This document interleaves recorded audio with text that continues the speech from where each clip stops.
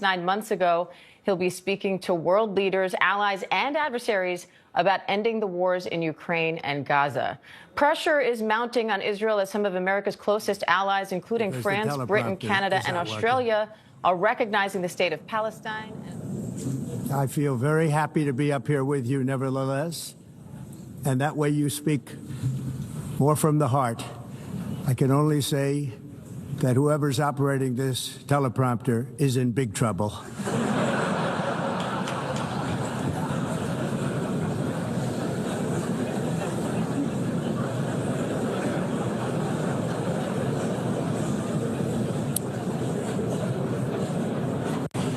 Hello, Madam First Lady.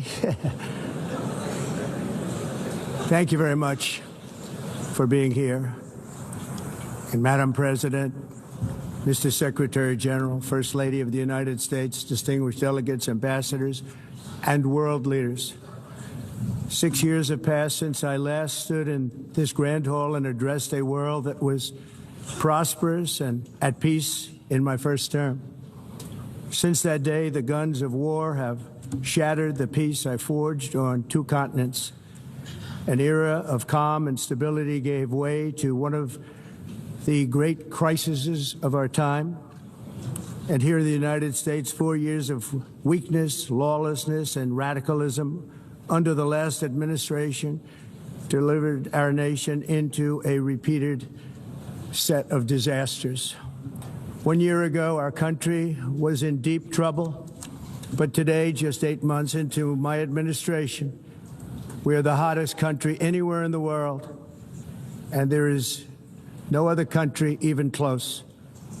America is blessed with the strongest economy, the strongest borders, the strongest military, the strongest friendships, and the strongest spirit of any nation on the face of the earth. This is indeed the golden age of America. We are rapidly reversing the economic calamity we inherited from the previous administration, including ruinous price increases and record-setting inflation like we've never had before. Under my leadership, energy costs are down, gasoline prices are down, grocery prices are down, mortgage rates are down, and inflation has been defeated. The only thing that's up is the stock market, which just hit a record high. In fact, it hit a record high 48 times in the last short period of time. Growth is surging, manufacturing is booming. The stock market, as I said, is doing better than it's ever done. And all of you in this room benefit by that. Almost everybody. And importantly, workers' wages are rising at the fastest pace in more than 60 years. And that's what it's all about, isn't it? In 4 years of President Biden, we had less than $1 trillion of new investment into the United States.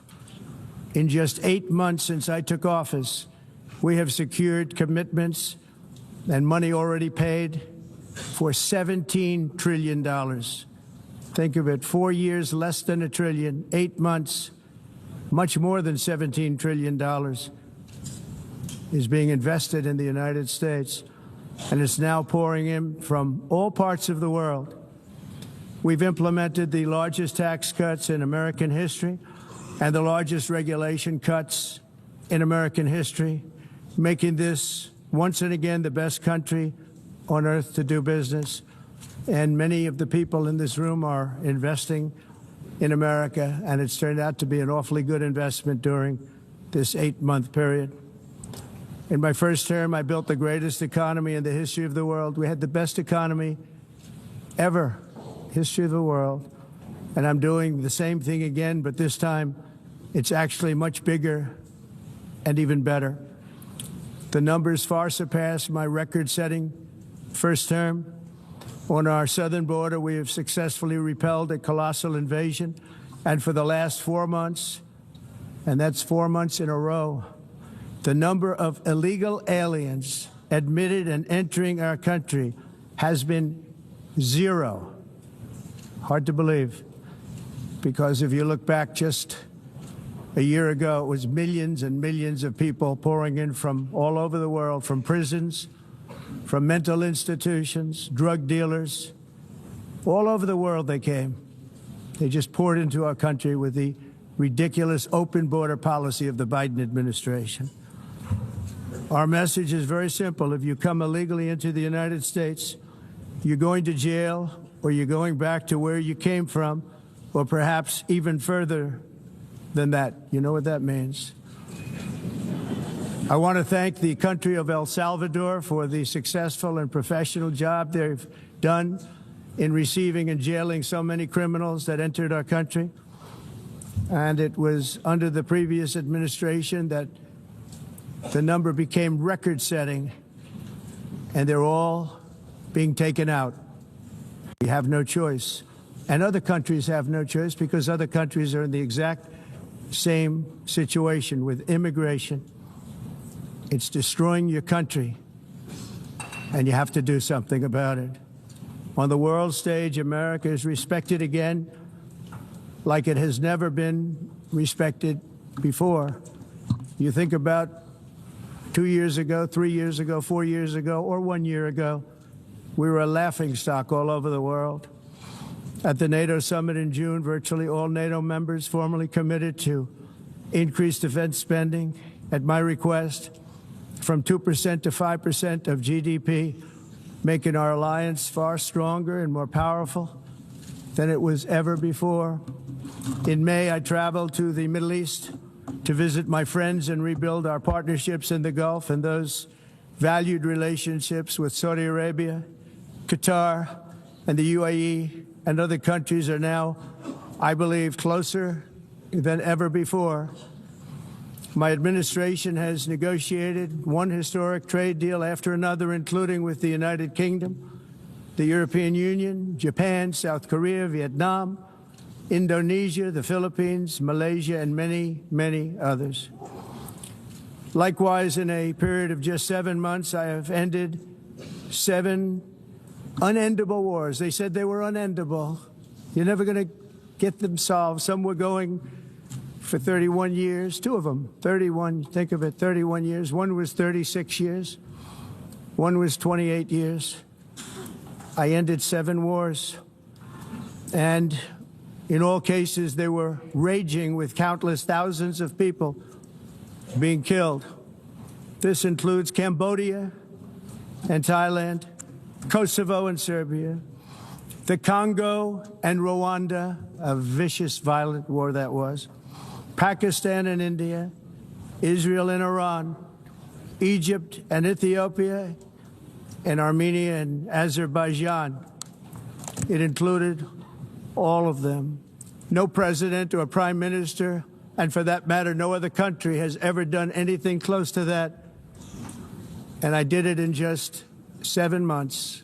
It's never happened before. There's never been anything like that. I'm very honored to have done it. It's too bad that I had to do these things instead of the United Nations doing them. And sadly, in all cases, the United Nations did not even try to help in any of them. I ended 7 wars, dealt with the leaders of each and every one of these countries, and never even received a phone call from the United Nations offering to help in finalizing the deal. All I got from the United Nations was an escalator that on the way up stopped right in the middle. If the First Lady wasn't in great shape, she would have fallen. But she's in great shape. We're both in good shape. We both stood. And then a teleprompter that didn't work. These are the 2 things I got from the United Nations, a bad escalator and a bad teleprompter. Thank you very much. And by the way, it's working now. It just went on. Thank you. I think I should just do it the other way. It's easier. Thank you very much. I didn't think of it at the time because I was too busy working to save millions of lives. That is the saving and stopping of these wars. But later I realized that the United Nations wasn't there for us. They weren't there. I thought of it really after the fact, not during these negotiations, which were not easy. That being the case, What is the purpose of the United Nations? The UN has such tremendous potential. I've always said it. It has such tremendous, tremendous potential, but it's not even coming close to living up to that potential. For the most part, at least for now, all they seem to do is write a really strongly worded letter and then never follow that letter up. It's empty words, and empty words don't solve war. The only thing that solves war and wars is action. Now, after ending all of these wars and also earlier negotiating the Abraham Accords, which is a very big thing for which our country received no credit, never receives credit. Everyone says that I should get the Nobel Peace Prize for each one of these achievements. But for me, the real prize will be the sons and daughters who live to grow up with their mothers and fathers, because millions of people are no longer being killed in endless and unglorious wars. What I care about is not winning prizes, it's saving lives. We saved millions and millions of lives with the 7 wars. And we have others that we're working on, and you know that. Many years ago, a very successful real estate developer in New York, known as Donald J. Trump, I bid on the renovation and rebuilding of this very United Nations complex. I remember it so well. I said at the time that I would do it for $500 million, rebuilding everything. It would be beautiful. I used to talk about, I'm going to give you marble floors. They're going to give you terrazzo. I'm going to give you the best of everything. You're going to have mahogany walls. They're going to give you plastic. But they decided to go in another direction, which was much more expensive at the time, and which actually produced a far inferior product. And I realized that they did not know what they were doing when it came to construction, and that their building concepts were so wrong, and the product that they were proposing to build was so bad and so costly. It was going to cost them a fortune. And I said, and wait till you see the overruns. Well, I turned out to be right. They had massive cost overruns and spent between $2 and $4 billion on the building and did not even get the marble floors that I promised them. You walk on terrazzo. Do you notice that? As far as I'm concerned, frankly, looking at the building and getting stuck on the escalator, they still haven't finished the job. They still haven't finished. That was years ago. The project was so corrupt that Congress actually asked me to testify before them on the tremendous waste of money, because it turned out that they had no idea what it was, but they knew it was anywhere between $2 and $4 billion as opposed to $500 million with a guarantee. But they had no idea, and I said it cost much more than $5 billion. Unfortunately, many things in the United Nations are happening just like that, but on an even much bigger scale, much, much bigger. Very sad to see. Whether the UN can manage to play a productive role, I've come here today to offer the hand of American leadership and friendship to any nation in this assembly that is willing to join us in forging a safer, more prosperous world. And it's a world that we'll be much happier with. A dramatically better future is within our reach.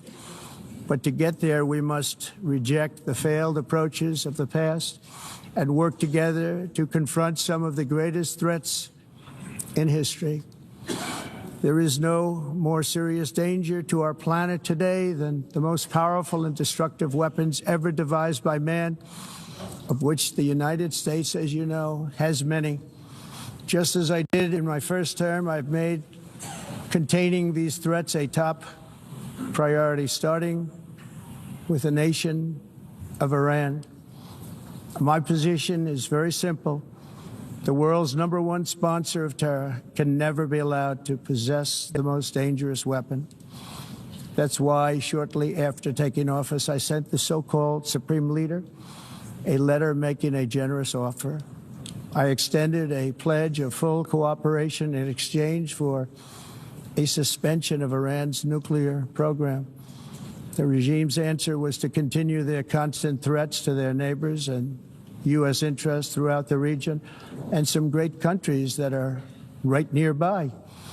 Today, many of Iran's former military commanders, in fact, I can say almost all of them, are no longer with us. They're dead.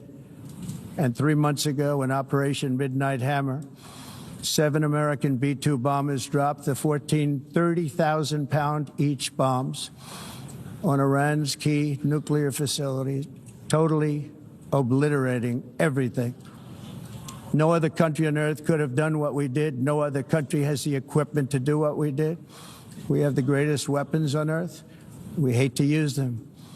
But we did something that for 22 years people wanted to do. With Iran's nuclear enrichment capacity demolished, I immediately brokered an end to the 12-day war, as it's called, between Israel and Iran, with both sides agreeing to fight no longer. As everyone knows, I have also been deeply engaged in seeking a ceasefire in Gaza. Have to get that done. Have to get it done. Unfortunately, Hamas has repeatedly rejected reasonable offers to make peace. We can't forget October 7th, can we? Now, as if to encourage continued conflict, some of this body is seeking to unilaterally recognize a Palestinian state. The rewards would be too great for Hamas terrorists for their atrocities. This would be a reward for these horrible atrocities, including October 7th, even while they refuse to release the hostages or accept a ceasefire. Instead of giving to Hamas and giving so much, because they've taken so much, they have taken so much. This could have been solved so long ago. But instead of giving in to Hamas's ransom demands, those who want peace should be united with one message: release the hostages now. Just release the hostages now. Thank you.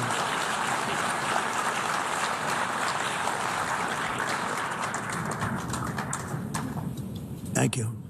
As we have got to come together, and we will come together, got to get it done. We have to stop the war in Gaza immediately. We have to stop it. We have to get it done. We have to negotiate, immediately have to negotiate peace. We got to get the hostages back. We want all 20 back. We don't want 2 and 4. As you know, I got, along with Steve Witkoff and others that helped us, Marco Rubio, we got most of them back. We were involved in all of them. But I always said the last 20 are going to be the hardest, and that's exactly what happened. We have to get them back now. We don't want to get back 2, and then another 2, and then 1, and then 3, have this process. No, we want them all back, and we want the actually 38 dead bodies back, too. Those parents came to me, and they want them back, and they want them back very quickly and very badly, as though they were alive. They want them. They want them every bit as much as if their son or daughter were alive. I've also been working relentlessly, stopping the killing in Ukraine.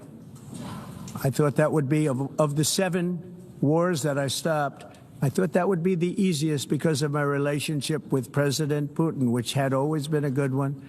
I thought that was going to be the easiest one. But, you know, in war, you never know what's going to happen. There are always lots of surprises, both good and bad. Everyone thought Russia would win this war in 3 days, but it didn't work out that way. It was supposed to be just a quick little skirmish. It's not making Russia look good. It's making them look bad. No matter what happens from here on out, this was something that should have taken a matter of days, certainly less than a week. And they've been fighting for 3.5 years and killing anywhere from 5,000 to 7,000 young soldiers, mostly soldiers, on both sides, every single week, from 5,000 to 7,000 dead young people, and some in cities, much smaller numbers, where rockets are shot, where drones are dropped. This war would never have started if I were president. This was a war that should have never happened. It shows you what leadership is, what bad leadership can do to a country. Look what happened to the United States, and look where we are right now in just a short period of time. The only question now is how many more lives will be needlessly lost on both sides. China and India are the primary funders of the ongoing war by continuing to purchase Russian oil. But inexcusably, even NATO countries have not cut off much Russian energy and Russian energy products, which, as you know, I found out about 2 weeks ago, and I wasn't happy. Think of it. They're funding the war against themselves. Who the hell ever heard of that one? In the event that Russia is not ready to make a deal to end the war, then the United States is fully prepared to impose a very strong round of powerful tariffs, which would stop the bloodshed, I believe, very quickly. But for those tariffs to be effective, European nations, all of you are gathered here right now, would have to join us in adopting the exact same measures. I mean, you're much closer to this. We have an ocean in between. You're right there. And Europe has to step it up. They can't be doing what they're doing. They're buying oil and gas from Russia while they're fighting Russia. It's embarrassing to them. And it was very embarrassing to them when I found out about it, I can tell you that. They have to immediately cease all energy purchases from Russia. Otherwise, we're all wasting a lot of time. So I'm ready to discuss this. We're going to discuss it today with the European nations, all gathered here. I'm sure they're thrilled to hear me speak about it, but that's the way it is. I like to speak my mind and speak the truth.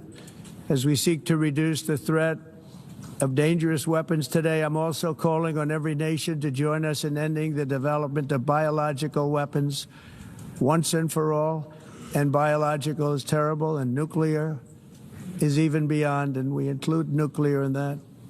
We want to have a cessation of the development of nuclear weapons. We know, and I get to view it all the time. Sir, would you like to see? And I look at weapons that are so powerful that we just can't ever use them. If we ever use them, the world literally might come to an end. There would be no United Nations to be talking about. There would be no nothing. Just a few years ago, reckless experiments overseas gave us a devastating global pandemic. Yet despite that worldwide catastrophe, many countries are continuing extremely risky research into bioweapons and man-made pathogens. This is unbelievably dangerous. To prevent potential disasters, I'm announcing today that my administration will lead an international effort to enforce Biological Weapons Convention, which is going to be meeting with the top leaders of the world by pioneering an AI verification system that everyone can trust. Hopefully, the UN can play a constructive role, and it will also be one of the early projects under AI. Let's see how good it is, because a lot of people are saying it could be one of the great things ever, but it also can be dangerous, but it could be put to tremendous use and tremendous good, and this would be an example of that. Not only is the UN not solving the problems it should, too often, it's actually creating new problems for us to solve. The best example is the #1 political issue of our time, the crisis of uncontrolled migration. It's uncontrolled. Your countries are being ruined. The United Nations is funding an assault on Western countries and their borders. In 2024, the UN budgeted $372 million in cash assistance to support an estimated 624,000 migrants journeying into the United States. Think of that. The UN is supporting people that are illegally coming into the United States, and then we have to get them out. The UN also provided food, shelter, transportation, and debit cards to illegal aliens. Can you believe that? On the way to infiltrate our southern border. Millions of people came through that southern border.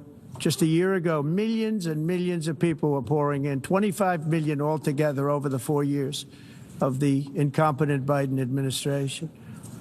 And now we have it stopped, totally stopped. In fact, they're not even coming anymore because they know they can't get through. But what took place is totally unacceptable. The UN is supposed to stop invasions, not create them and not finance them. In the United States, we reject the idea that mass numbers of people from foreign lands can be permitted to travel halfway around the world, trample our borders, violate our sovereignty, cause unmitigated crime, and deplete our social safety net. We have reasserted that America belongs to the American people, and I encourage all countries to take their own stand in defense of their citizens as well. You have to do that because I see it. I'm not mentioning names. I see it, and I can call every single one of them out. You're destroying your countries. They're being destroyed. Europe is in serious trouble. They've been invaded by a force of illegal aliens like nobody's ever seen before. Illegal aliens are pouring into Europe. Nobody is ever, and nobody's doing anything to change it, to get them out. It's not sustainable. And because they choose to be politically correct, they're doing just absolutely nothing about it. And I have to say, I look at London, where you have a terrible mayor, terrible, terrible mayor, and it's been so changed, so changed. Now they want to go to Sharia law, but you're in a different country. You can't do that. Both the immigration and their suicidal energy ideas will be the death of Western Europe if something is not done immediately. This cannot be sustained. What makes the world so beautiful is that each country is unique. But to stay this way, every sovereign nation must have the right to control their own borders. You have the right to control your borders, as we do now, and to limit the sheer numbers of migrants entering their countries and paid for by the people of that nation that were there and that built that particular nation at the time. They put their blood, sweat, tears, money into that country, and now they're being ruined. Proud nations must be allowed to protect their communities and prevent their societies from being overwhelmed by people they have never seen before, with different customs, religions, with different everything. Where migrants have violated laws, lodged false asylum claims, or claimed refugee status for illegitimate reasons, they should, in many cases, be immediately sent home. And while we will always have a big heart for places and people that are struggling and truly compassionate, answers will be given. We have to solve the problem, and we have to solve it in their countries, not create new problems in our countries. And we are very helpful to a lot of countries that are just not able to send their people anymore. They used to send them to us in caravans of 25,000, 30,000 people each. These massive caravans of people pouring into our country, totally unchecked and unvetted. But not anymore. According to the Council of Europe, in 2024, almost 50% of inmates in German prisons were foreign nationals or migrants. In Austria, the number was 53% of the people in prisons were from places that weren't from where they are now. In Greece, the number was 54%, and in Switzerland, beautiful Switzerland, 72% of the people in prisons are from outside of Switzerland. When your prisons are filled with so-called asylum seekers who repaid kindness, and that's what they did, they repaid kindness with crime, it's time to end the failed experiment of open borders. You have to end it now. See, I can tell you, I'm really good at this stuff. Your countries are going to hell. In America, we've taken bold action to swiftly shut down uncontrolled migration. Once we started detaining and deporting everyone who crossed the border and removing illegal aliens from the United States, they simply stopped coming. They're not coming anymore. We're getting a lot of credit, but they're not coming anymore. This was a humanitarian act for all involved, because on the trips up, thousands of people a week were dying. Women were being raped. Nobody's ever seen anything like it. Raped, horribly beaten, raped. On the trip up, the journey up, it was a long walk. It was a long, arduous journey, indeed.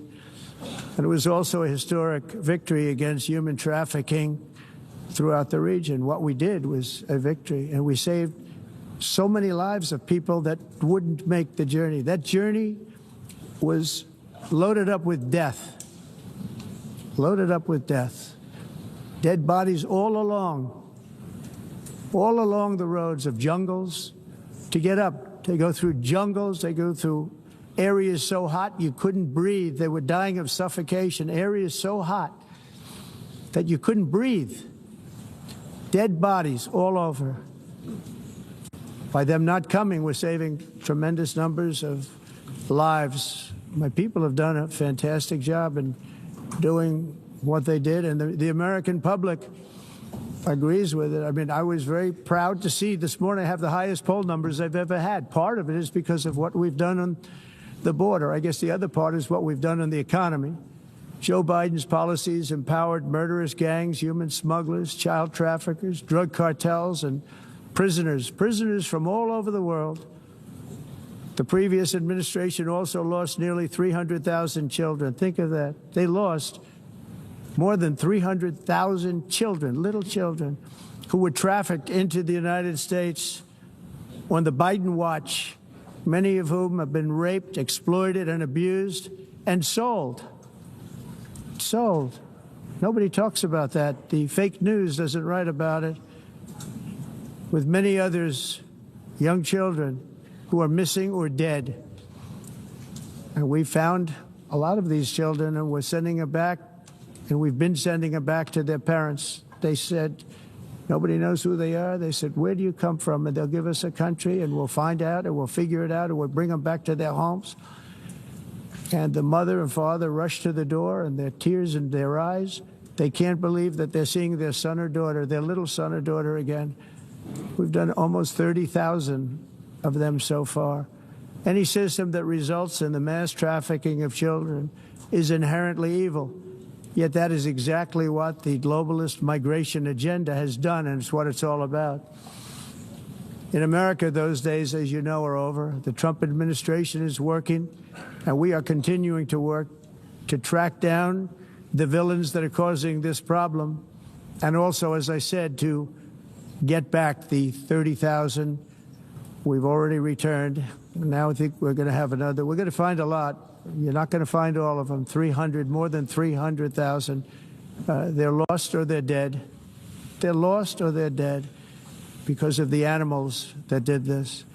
To protect our citizens, I've also designated multiple savage drug cartels as far as and you see this, and you see it happening right before your eyes. Let's put it this way. People don't like taking big loads of drugs in boats anymore. There aren't too many boats that are traveling on the seas by Venezuela. They tend not to want to travel very quickly anymore. And we've virtually stopped drugs coming into our country by sea. We call them the water drugs. They kill hundreds of thousands of people. I've also designated multiple savage drug cartels as far as foreign terrorist organizations, along with two bloodthirsty transnational gangs, probably the worst gangs anywhere in the world, MS-13 and Tren de Aragua. Tren de Aragua is from Venezuela, by the way. Such organizations torture, maim, mutilate, and murder with impunity.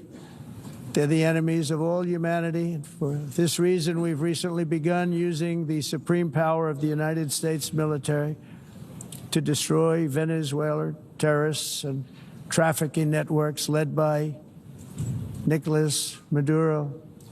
To every terrorist thug smuggling poisonous drugs into the United States of America, please be warned that we will blow you out of existence. That's what we're doing. We have no choice. Can't let it happen. They're destroying. I believe we lost 300,000 people last year to drugs, 300,000. Fentanyl and other drugs. Each boat that we sink carries drugs that would kill more than 25,000 Americans. We will not let that happen. Energy is another area where the United States is now thriving like never before. We're getting rid of the falsely named renewables. By the way, they're a joke.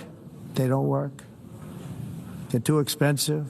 They're not strong enough to fire up the plants that you need to make your country great. The wind doesn't blow. Those big windmills are so pathetic and so bad, so expensive to operate.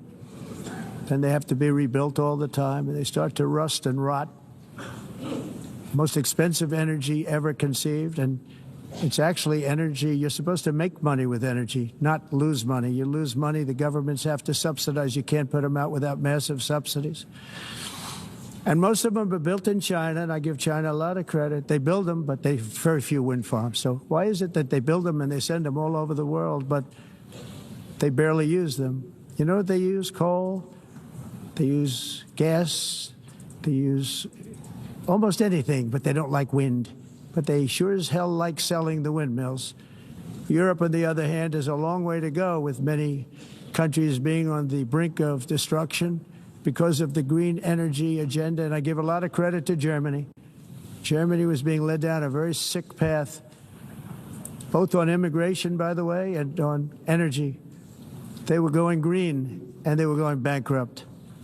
And the new leadership came in, and they went back to where they were, with fossil fuel and with nuclear, which is good.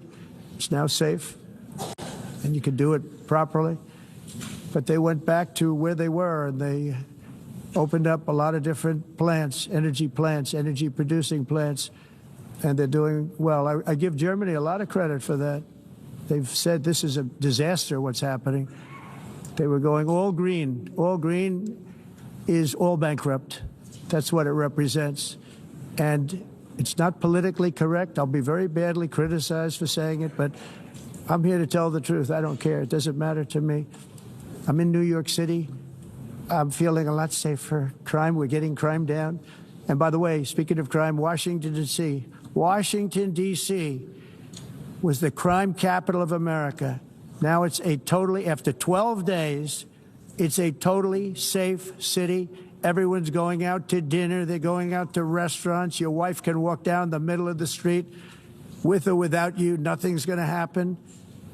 My people have done a fantastic job. And yes, I called in the National Guard, and the National Guard took care of business, and they weren't politically correct, but they took care of business. We got 1,700 career criminals out, brought them back to where they came from, the countries where they came from, or put them in jails. Washington, D.C. is now a totally safe city again, and I welcome you to come. In fact, we'll have dinner together at a local restaurant, and we'll be able to walk. We don't have to go by an armor-plated vehicle. We'll walk right over there from the White House. They've given up their powerful edge, a lot of the countries that we're talking about, in oil and gas, such as essentially closing the great North Sea oil. Oh, the North Sea, I know it so well. Aberdeen was the oil capital of Europe, and there's tremendous oil that hasn't been found in the North Sea. Tremendous oil. And I was with the Prime Minister I respect and like a lot, and I said, you're sitting with the greatest asset. They essentially closed it by making it so highly taxed that no developer, no oil company can go there. They have tremendous oil left, and more importantly, they have tremendous oil that hasn't even been found yet. And what a tremendous asset for the United Kingdom. And I hope the Prime Minister is listening, because I told it to him 3 days in a row. That's all he heard. North Sea oil, North Sea, because I want to see them do well. I want to stop seeing them ruining that beautiful Scottish and English countryside with windmills and massive solar panels that go 7 miles by 7 miles, taking away farmland. But we're not letting this happen in America. In 1982, the executive director of the United Nations Environmental Program predicted that by the year 2000, climate change would cause a global catastrophe. He said that it will be irreversible, as any nuclear holocaust would be.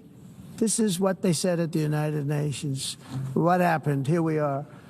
Another UN official stated in 1989 that within a decade, entire nations could be wiped off the map by global warming. Not happening. You know, it used to be global cooling. If you look back years ago in the 1920s and the 1930s, they said, global cooling will kill the world. We have to do something. Then they said global warming will kill the world, but then it started getting cooler, so now they could just call it climate change, because that way they can't miss.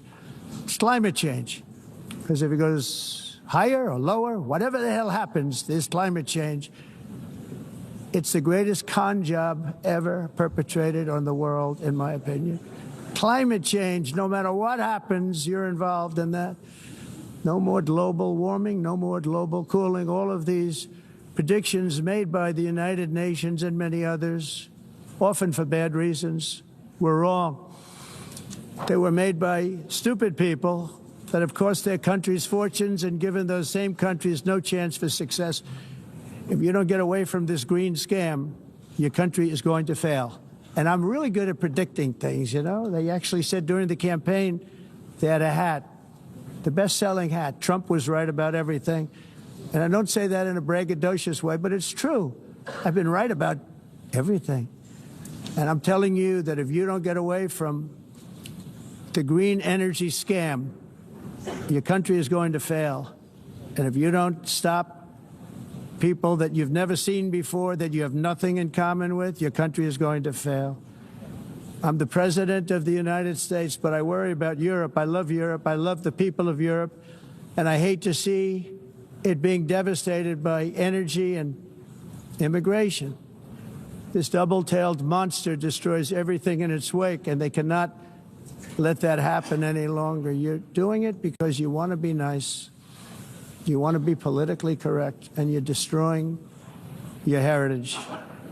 They must take control strongly and immediately of the unmitigated immigration disaster and the fake energy catastrophe before it's too late. The carbon footprint is a hoax made up by people with evil intentions, and they're heading down a path of total destruction. You know, the carbon footprint was a big, big thing a few years ago. I remember hearing about the carbon footprint, and then President Obama would get into Air Force One, a massive Boeing 747, and not a new one, an old one with old engines that spew everything into the atmosphere.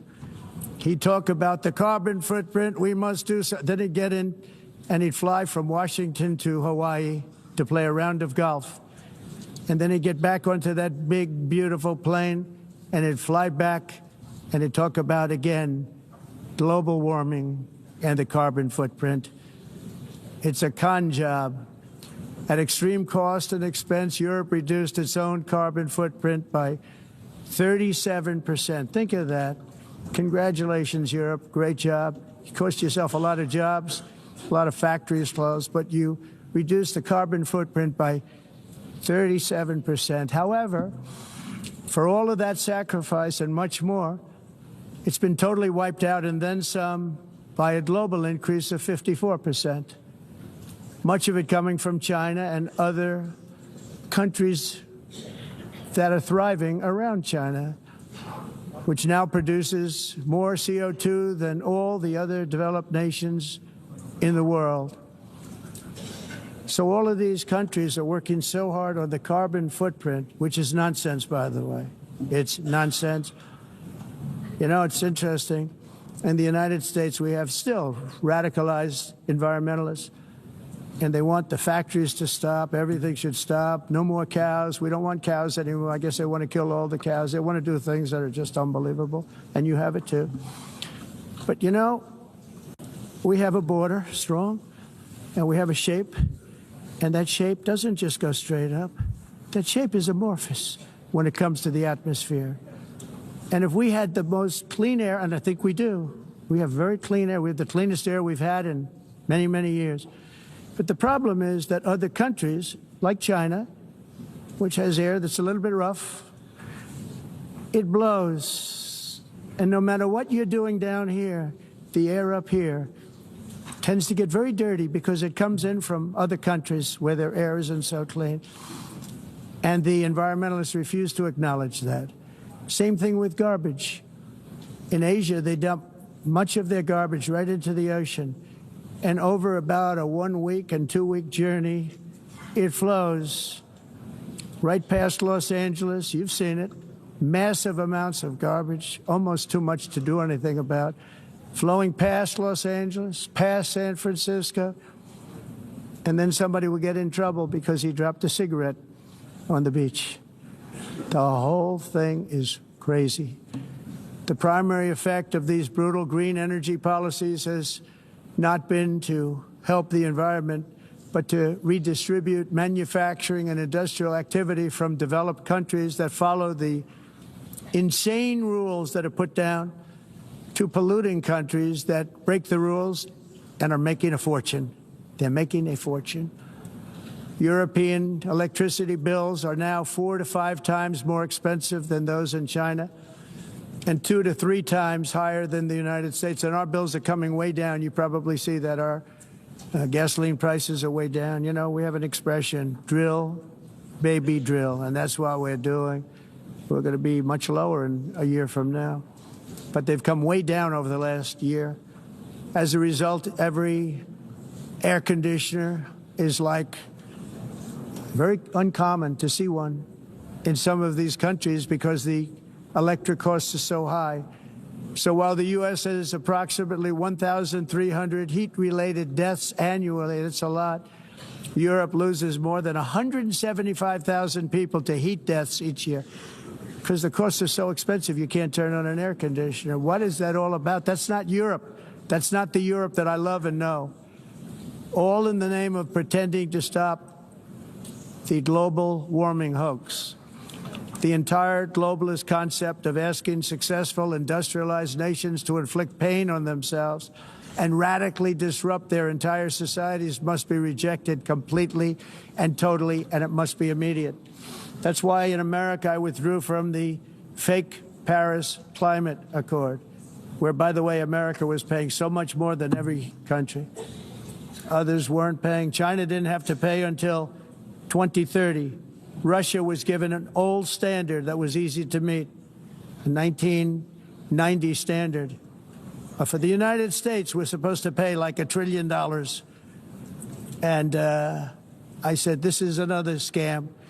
The fact is, the United States has been taken advantage of by the world for many, many years, but not any longer, as you probably noticed.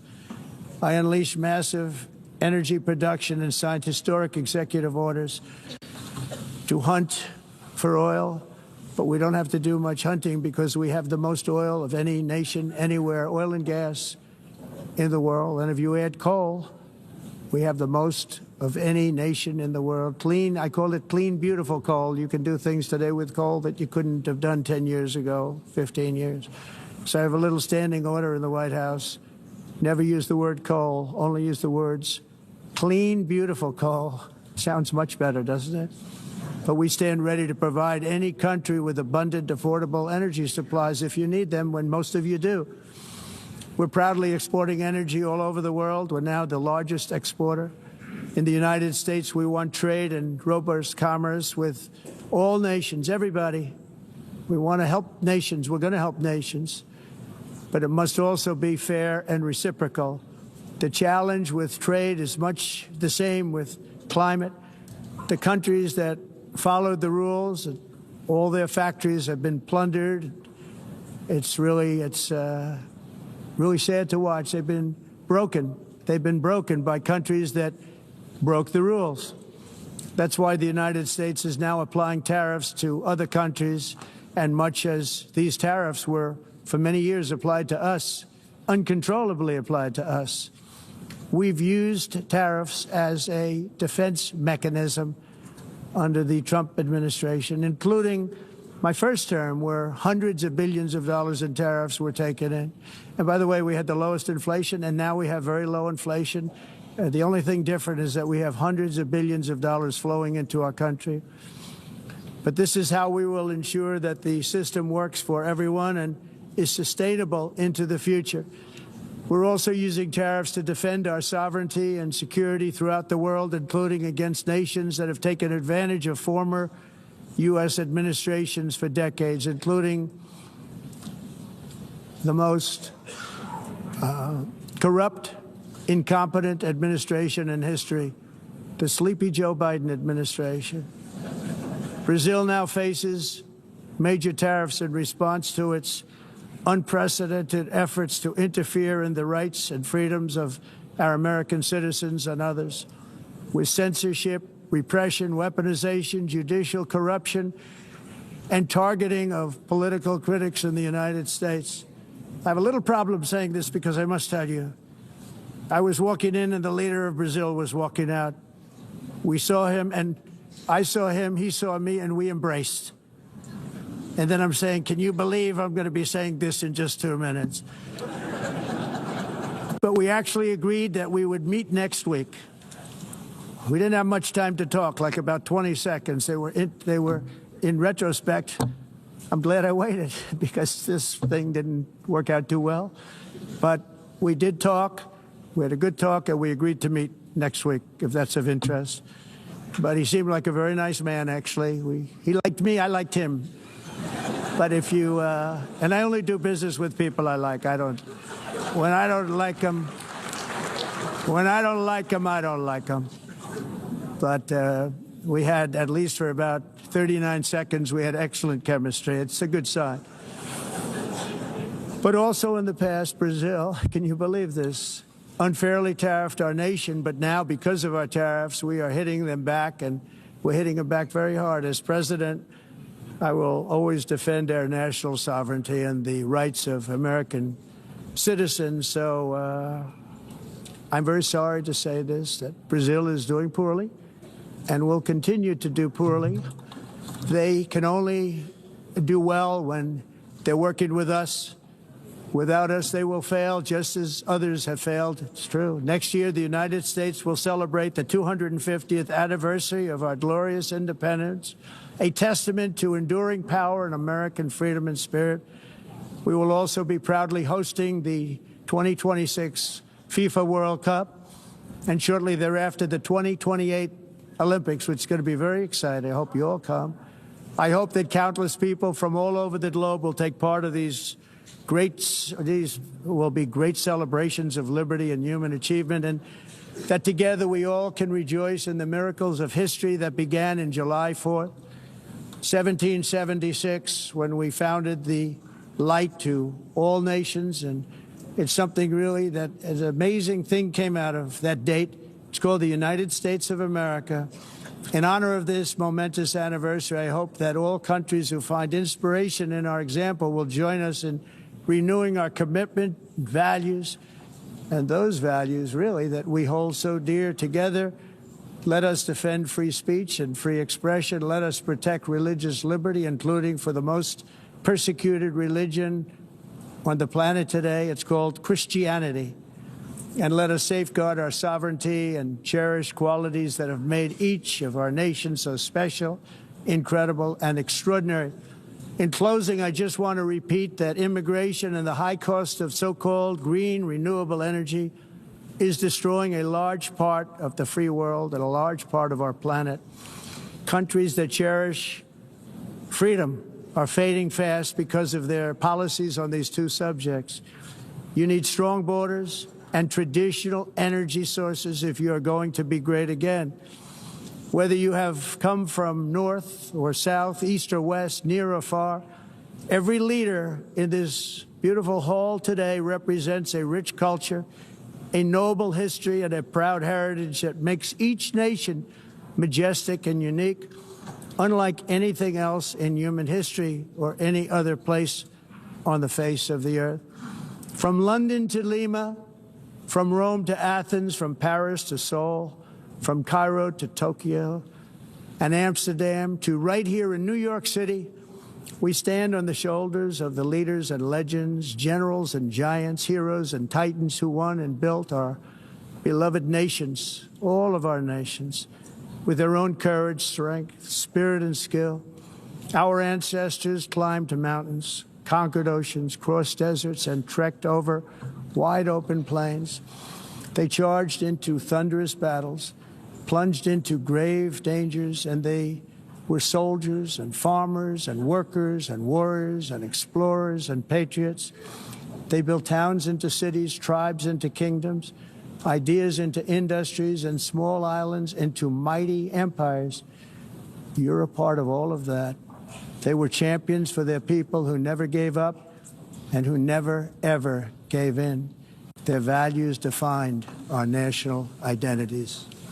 Their visions forged our magnificent destiny. Everybody in this room is a part of it in your own way. Each of us inherits the deeds and the myths the triumphs, the legacies of our own heroes and founders who so bravely showed us the way. Our ancestors gave everything for homelands that they defended with pride, with sweat, with blood, with life, and with death. Now the righteous task of protecting the nations that they built belongs to each and every one of us. So together, let us uphold our sacred duty to our people and to our citizens. Let us protect their borders, ensure their safety, preserve their cultures, treasure, and traditions, and fight, fight, fight for their precious dreams and their cherished freedoms. And in friendship and really a beautiful vision, let us all work together to build a bright, beautiful planet, a planet that we all share, a planet of peace and a world that is richer, better, and more beautiful than ever before. That can happen. It will happen. It will happen, and I hope it can happen and start right now, right at this moment. We'll turn it around. We're going to make our countries better, safer, more beautiful. We're going to take care of our people. Thank you very much. It's been an honor. God bless the nations of the world. Thank you very much. Bye. We've been listening here to President Trump giving his first address to the UN General Assembly since returning to office. The president is touting American strength around the world, saying the U.S. has the strongest military, strongest borders, and strongest relationships of any nation. He also at times criticized the very body he is addressing, saying the UN has tremendous potential but just writes letters, and letters don't end wars. He also blamed the UN for what he calls uncontrolled migration. On the war in Gaza, the president says moves by U.S. allies to recognize a Palestinian state. He called that a reward too great for Hamas after October 7th, equating it to giving in to Hamas's ransom demands. He also says the world should be united under one message: release the hostages now. On the war in Ukraine, the president says he thought it would be the easiest conflict to resolve and has been surprised by that challenge, but that the war isn't making Russia look good. And he says he is willing to impose a very strong round of powerful tariffs against Russia, but that European countries have to stop buying oil from Russia first, adding they are funding the war against themselves. Now the president is expected to meet with Ukraine's President Zelensky and Arab countries on the sidelines at the UN. And ABC senior political correspondent Rachel Scott is there at the UN tracking it all for us. Rachel, how high are the stakes for President Trump today, with so many U.S. allies now recognizing the state of Palestine and pressuring him for more action on Ukraine? Yeah, well, this was a really highly anticipated speech by the President of the United States here at the United Nations, because he has not been shy about making it clear that he has a direct line not only to Russian President Vladimir Putin, but also to Israeli Prime Minister Benjamin Netanyahu, two leaders that are really the focus of so much of the conversations that are happening here, not only as these leaders give these addresses in front of the United Nations, but also on the sidelines as they discuss how to move toward peace. But you heard the president there. He was very clear in addressing this growing support that we are seeing from many of our allies, including most notably and recently France, saying that they would support Palestinian statehood. The president saying that that would be a reward for Hamas, saying that they need to unite around this message of releasing the hostages. And Diane, it could not be understated, the president going after the United Nations, saying all they do is put out letters that have empty words. Empty words do not solve wars, the president said. That is a drastic difference and definitely a distance to where previous administrations have been with the United Nations, a body that encompasses over 190 nations committed to world peace. Diane. ABC's Chief Global Affairs Correspondent Martha Raddatz. Martha, you were just in Ukraine with President Zelensky and at that Alaska summit between President Trump and Russian President Vladimir Putin. What did you make of President Trump posing this tariff threat against Russia, but only if Europe, in his words, stops funding the war against themselves? Well, Diane, he has said that before, that he wants all European nations to stop buying Russian oil and gas. We, of course, have Turkey and Hungary, Slovakia, in addition to China and India, of course. But to have them do that, he needs to put pressure on them, according to Zelensky. Now, one of the things that President Zelensky told me, and he's telling me again and again, that there has to be more pressure on Vladimir Putin. He talked to me about the Alaska summit. Of course, Zelensky was not invited because President Putin did not want him there. And President Zelensky said he thought that Putin got exactly what he wanted from that, those images with President Trump. But again, what he wants is more pressure on Putin. And it doesn't sound like, from what President Trump said today, that that will be happening unless those European nations toe the line there. Diane. And ABC's Tom Soufi Burridge is in Tel Aviv. Tom, I know you were also in the West Bank over the weekend. The president's taking a hard stance here against recognizing Palestinian statehood. We'll hear from Netanyahu on that later this week. What do you expect from him and other leaders in the region on this? Yeah, he's promising a response, Diane. Look, on this key question, foreign policy question, you've got the US and Israel on one hand, whether or not there should be a Palestinian state or not. And now Europe, many key countries joining pretty much, 3/4 of the world, more or less, on the other side. So the US and Israel looking increasingly isolated. But President Trump is calling this recognition a reward for Hamas. I think we didn't hear much from President Trump about how the war in Gaza could end. And we also, I think, had a key phrase where he said he wanted an immediate end to the war in Gaza. But look, the war goes on, and the IDF is mounting a serious operation in the north of Gaza right now. Diane? Tom Soufi Burridge for us in Tel Aviv. Tom, thank you. We, of course, will keep an eye on those other meetings the president has lined up. Right now, we will return you to your regular programming. For our viewers in the West, that's Good Morning America. And our coverage continues on ABC News Live and abcnews.com. And David Muir will be here with the entire team for World News Tonight. I'm Diane Macedo in New York. Have a great rest of the day. This has been a special report from ABC News.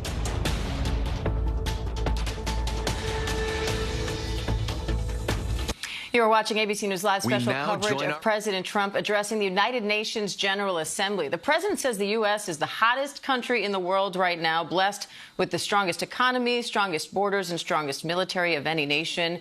He's calling some U.S. allies' decision to recognize a Palestinian state a reward for Hamas. And he says we have to stop the war in Gaza, negotiate peace, and get the hostages back. On the war in Ukraine, President Trump pointed the finger at China, India, and some European countries for continuing to buy Russian oil, saying they're funding Russia's war. And he also took credit for stopping 7 global wars in conflict. But in some cases, his role in those negotiations and how long the peace could last they're unclear. The president also criticized the UN for not doing enough to help stop wars, saying all they do is write strongly worded letters and that letters don't end wars. He highlighted his own immigration crackdown, saying he's repelled a colossal invasion, and thanked El Salvador for receiving jailed and deported immigrants. And President Trump also announced his administration will launch an international effort to enforce biological weapons conventions using AI. A lot to unpack there. Let's bring in White House correspondent Karen Travers for more. Karen, a number of topics obviously covered here, but it seems the big focus was Ukraine and the war in Gaza. Yeah, and I think on that, it was notable to not hear any new steps or new action from the president about how the United States, how his administration is going to solve those very difficult conflicts. The president once again acknowledging that the war in Ukraine is complicated and it was much more difficult to solve than he first thought. He said he thought it would be easier because of his relationship with Vladimir Putin. He has said that numerous times, Diane, in recent months. And we have heard the president now in the last few weeks try to put more pressure on European countries to put pressure on Russia. But we're not seeing the same thing from the president in terms of new pressure on Vladimir Putin to get him to the negotiating table, to get him to closer to a peace agreement at this point. I think that speech had been billed by the White House as very focused on American strength, that this was a different administration, no surprise, than the one from the Biden administration. But it was really the president leaning heavily into criticisms of the United Nations, criticisms of our allies in Europe. He didn't hold back when he was talking about the United Nations as what he indicated as a failed organization. He asked at one point, what is the purpose of the United Nations? And he says that the organization hasn't even come close to living up to its potential. And he said, empty words don't solve wars. The only thing that solves war is action. But Diane, I don't think haven't we heard anything indicating action from the president and the United States about what would be happening in those conflicts in Gaza and Ukraine that would get closer to solving those. The president does have meetings throughout the day on those issues, but in that speech, nothing new in terms of new steps from the administration. And I want to bring in ABC News national security and defense analyst Mick Mulroy, too, because Mick, in this speech, President Trump is taking a hard stance against recognizing a Palestinian state. He's equating that to giving in to Hamas's ransom demands, essentially saying, first you release the hostages, and then we can maybe talk about that. You were next to me while we were listening to this speech. You say he has a point here. He does, and Hamas actually emphasized that point by saying that this was actually a fruit of October 7th, is Palestinian recognition as a state.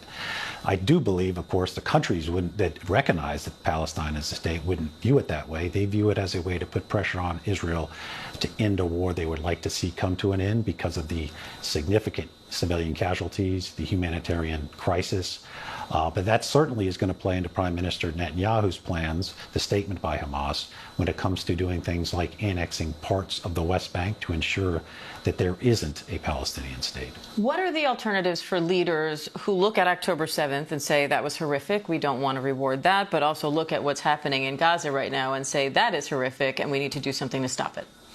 So I would say it would be do more than just write letters or social media posts. It's a plan to actually secure Gaza with a force, potentially a multinational force, that doesn't allow Hamas to come back into power. And of course, what needs to happen after that is a massive effort to rebuild Gaza, to make it livable. So there are things that countries can do right now, planning for that day when this war comes to an end, that ensures security of Israel and also the future of the Palestinian people in Gaza. And our foreign correspondent, Tom Sufi Burridge, is in Tel Aviv right now, spent the weekend at the West Bank looking at all these issues. Tom, what are Israeli leaders in the wider region taking away, you think, from President Trump's comments here on the war in Gaza? Well, I think there was one key phrase I thought was interesting that stuck out to me from the speech, Diane, about the war in Gaza. President Trump said we've got to stop the war immediately. Now, the reality on the ground in Gaza right now doesn't suggest that that is possible. I mean, you know, in the north of Gaza right now, the IDF has only just begun what it is calling an operation in Gaza City that could last months. And the IDF is stressing that it's going to move slowly, and it is arguing that it is going to do that to try and minimize the casualties to the civilian population there. We are seeing heavy casualties to the civilian population right across Gaza on a regular basis still. But, you know, I think there was a bit of a disconnect there. And again, I mean, as colleagues have just pointed out, I mean, there wasn't anything in this speech about what next in Gaza, the day after the war ends. What is going to happen? What is the US working on? What is it lobbying allies for? We heard from the Indonesian president in the UN yesterday, Diane, who said he would be willing to put peacekeeping troops into Gaza once the war ends. But there was a major caveat potentially to that. Earlier in his speech, he said that Indonesia wants there to be recognition of a Palestinian state. Israel doesn't want to do that. The US supports that position. We heard that from President Trump in his speech. So it does get into the complexities of how the US can convince key Arab or Muslim nations to take part in the day after the war in Gaza if there isn't a Palestinian state. These are the kind of intractable issues which still need to be sorted out, and it's possibly why we didn't hear much, if anything, from the president on that in his speech. And I want to bring in Chief Global Affairs Correspondent Martha Raddatz. Martha, the president took credit for stopping 7 wars and criticized the UN for not doing enough to stop wars. What did you make of that moment, and how much power does the UN have in trying to resolve these conflicts? Well, first of all, some of those statements are in dispute, whether he stopped those wars. Some of those places were not in full-on wars. And if you even take India and Pakistan, Pakistan credits President Trump for putting pressure on the two of them. India says it was all them putting pressure on Pakistan. So certainly he did play a role, and he did talk to these countries and try to solve some of these disputes, but they were not all full-on wars. And what the UN can do, I mean, certainly the UN wants to stop these as well. The criticism from President Trump Trump was relentless in that speech. I mean, it's interesting to me because we all saw at the beginning that the teleprompter wasn't working, and President Trump joked about that, but it was unclear when he was on teleprompter once they got it working and when he was off, and whether he was just, speaking ad lib about some of these issues. I think probably his criticism of the UN was something he planned on doing from the very beginning, and criticizing what they do and do not do. He's not alone in that criticism, by the way. There are others who think that the UN has been ineffective.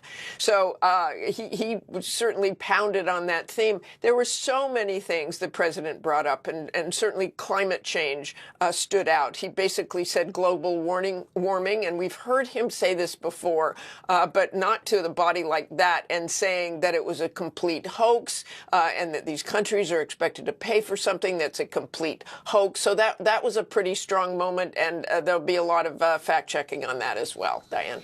And Mick, President Trump's also blaming China, India, and even some European countries for buying Russian oil. To the European countries, he's saying you are funding the war against yourself.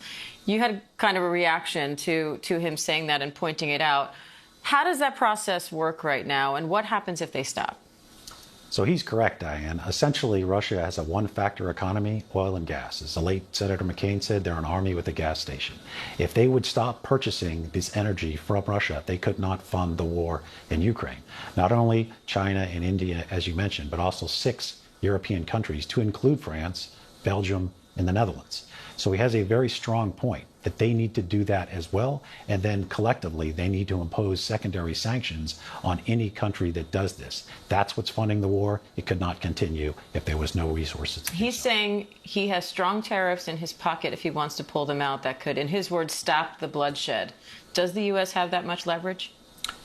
Yes, especially if they can actually convince countries like China, India, and Turkey, the major purchaser of Russian energy, to stop doing that. So that's why the bill in the Senate is up to 500% sanctions or tariffs.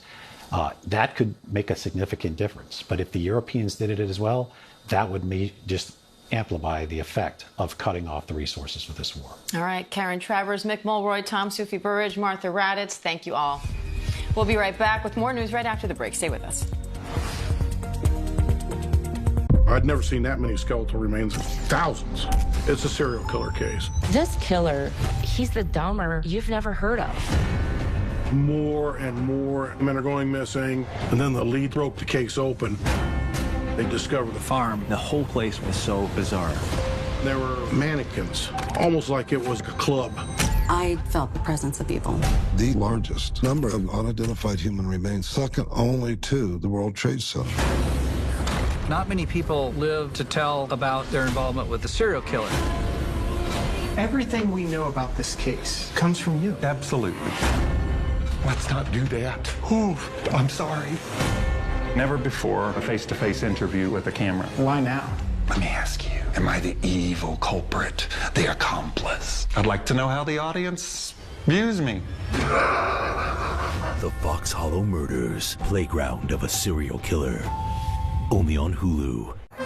Abby and Libby had gone on a walk, but we went to pick them up. They weren't there. When the bodies were found, it felt different than any crime scene that I've ever seen. She captured the image of her own murderer. That Libby was able to get the video was very amazing. There were dozens of viable suspects. Here's the rest of the story. Here's what they didn't tell you. The person that did this is pure evil. Capturing their killer. The Girls on the High Bridge. Only on Hulu. It's help, my fiance's on the floor with blood everywhere. Please hurry. There's a knife sticking out of her heart. Oh, no! Philadelphia medical examiner initially ruled Greenberg's death a homicide before switching it to suicide. How was this ruled a suicide? It just does not add up.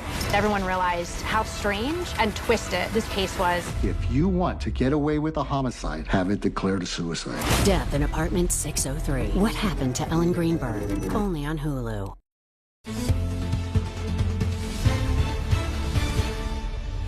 Welcome back to ABC News Live. First, medical groups are pushing back against the Trump administration's claims about Tylenol and autism. The president says the active ingredient in Tylenol, acetaminophen, is associated with an increased risk of autism when taken during pregnancy. Now the FDA is advising clinicians to consider minimizing the use of acetaminophen during pregnancy for routine low